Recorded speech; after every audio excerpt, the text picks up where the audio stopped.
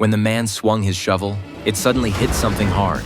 He jumped down from the machine, dug into the wet soil, and uncovered a mud-caked metal box. Under the sunlight, it glinted with a dangerous shine. The foreman shouted, asking what he had found. Pretending to stay calm, the man kicked at the dirt pile and said it was nothing, just some scrap metal. Then he got back on the excavator and filled the hole. Not long after, once he was home, his hands trembled as he pried the box open. Bundles of bonds reeking of mildew spilled out, and the endless string of zeros on the notes made his head spin. This felt like winning the jackpot. Without wasting time, he went to a pawn shop owner to see if he could turn these tens of millions worth of bonds into cash. But the man pushed up his glasses and told him these things were hotter than gold on the black market, rumored to be tied to a central bank heist from 10 years ago. He warned him to dump this ticking time bomb fast, but all the man heard was worth more than gold. The very next day, he showed up at Joseph's casino, hoping the mob would take the goods. That reckless decision would cost him his chance at ever making it home for dinner again. At home, his wife stared at the ticking clock on the wall. With every passing second, her heart sank deeper. By 3 a.m.,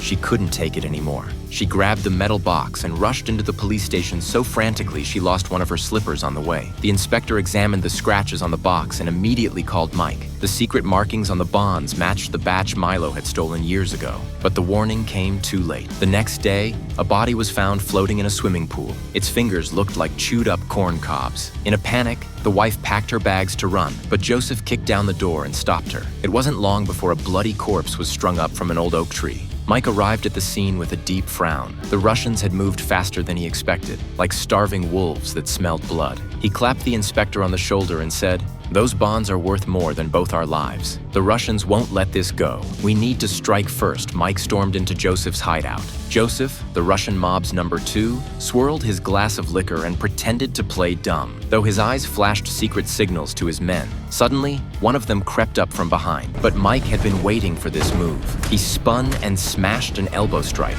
then grabbed Joseph by the collar and pummeled him like a heavy bag. Joseph's face turned red as he swallowed down the blood in his mouth. Standing before him was the king of the underworld. He had no choice but to take it.